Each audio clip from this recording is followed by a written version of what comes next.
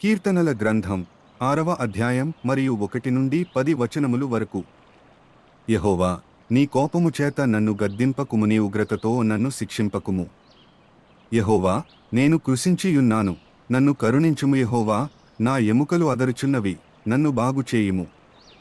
నా ప్రాణము బహుగా అదరుచున్నది. యెహోవా, నీవు ఎంతవరకు కరుణింపక యుందువు? యెహోవా, తిరిగి రమ్ము, నన్ను విడిపింపుము, నీ కృపను బట్టి నన్ను రక్షించుము. మరణమైన వారికి నిన్ను గూర్చిన జ్ఞాపకము లేదు. పాతాళములో ఎవరు నీకు కృతజ్ఞతాస్తుతులు చెల్లించుదురు? నేను మూలుగుచు అలసియున్నాను, ప్రతి రాత్రియు కన్నీరు విడిచుచు నా పరుపు తేలజేయుచున్నాను. నా కన్నీళ్ల చేత నా పడక కొట్టుకుని పోవుచున్నది. విచారము చేత నా కన్నులు గుంటలు పడుచున్నవి, నాకు బాధ కలిగించువారి చేత అవి చివికియున్నవి.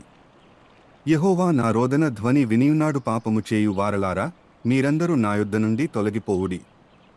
యెహోవా నా విన్నపము ఆలకించి యున్నాడు. యెహోవా నా ప్రార్థన నంగీకరించును.